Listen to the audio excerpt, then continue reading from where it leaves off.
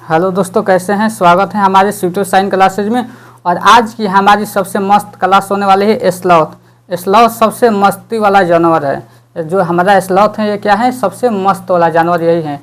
Sloth है ये देखने में भालू की तरह दिखता है और भालू से अलग होता है। ये जो हमारा स्लॉथ है ये भालू जैसा दिखता है लेकिन भालू से थोड़ा सा अलग होता है। यही है स्लॉथ। स्लॉथ से ऐसा कोई इंस्टीट्यूट का एग्जाम नहीं जहाँ से क्वेश्चन आपको देखने को ना मिला हो। यहाँ से आपको क्वेश्चन मिलेगा ही मिलेगा। देखिए ये जो स्लॉथ है ये दिन में करीब 17 घंटे क्या कहता है, ये 17 घंटे पेड़ से उल्टे लटक कर आराम से सोते रहता है। और ये 40 बरस यानी ये 40 बरस के जीवन में क्या कहता है, सिर्फ 8 पेड़ पर ही घूमते हैं। और ये सप्ताह में एक ही बार सोच के लिए पेड़ से नीचे उतरते हैं।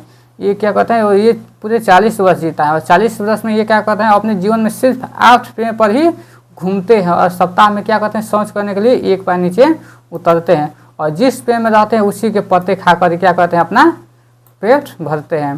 तो स्लॉथ आप लोग को देखने में अच्छा लगा। और इस देखिए यहाँ से क्वेश्चन आपको देखने को मिलेगा। ये ऐसा 4 लाइन है, 3 लाइन है, यहाँ से 1 2 3 लाइन है। और इसी 2 लाइन से आपको क्वेश्चन आपको देखने को मिलेगा। और यहाँ से फिक्स है आपका 1 नंबर पक्का है, पक्का। उसके बाद देखिए बाघ के बारे में जानते हैं। टाइगर भी यहाँ से आपको क्वेश्चन देखने को मिलेगा। जो बाघ होता है अंधेरे में हमसे 6 गुना बेहतर देख सकता है, क्योंकि ये काला और सफ़ेद दोनों रंग को देख सकता है। यानी हमसे कितना गुना देखता है? 6 गुना हमसे अधिक देखता है।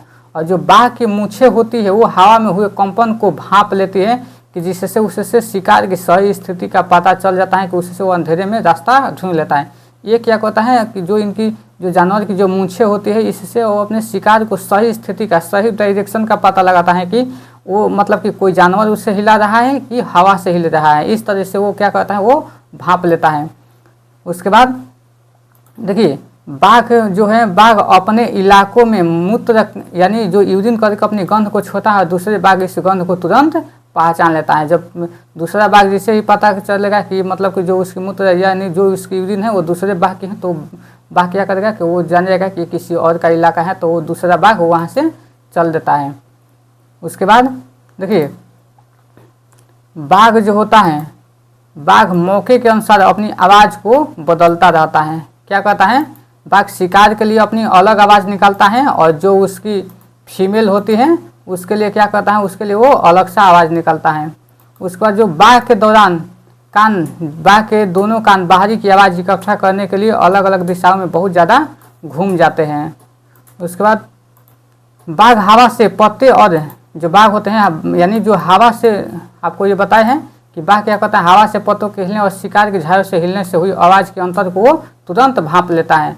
उसके बाद इस बाघ के लिए एक हमारा प्रोजेक्ट टाइगर क्या है इसके बारे में हम समझते हैं, क्योंकि यहाँ से आपको इंस्टीट्यूट के एग्जाम में देखने को मिल सकता है। यानी जो हमारा प्रोजेक्ट टाइगर भारत सरकार द्वारा 1973 में शुरू किया गया। प्रोजेक्ट टाइगर भारत में कब शुरू किया गया? 1973 में। इस लाइन को आप लोग ध्यान रखिएगा। और यह एक बाघ संरक्षण का कार्यक्रम है, यानी जो बाघ के लिए संरक्षण के लिए ये दिया गया। और इसका मुख्य उद्देश्य है बाघों के आवास को सुरक्षित करना और उनकी संख्या को बढ़ाना। उसके बाद जो प्रोजेक्ट टाइगर है, यानी प्रोजेक्ट टाइगर के अंतर्गत 53 टाइगर रिजर्व है। कितना है? 53 है, 53 है, यानी 18 राज्य में फैले हुए हैं। और उसके बाद जो भारत में बाघों की जनसंख्या पिछले 12 वर्ष में लगभग दुगनी हुई है। पिछले 12 साल में क्या हुई है? दुगनी हुई है।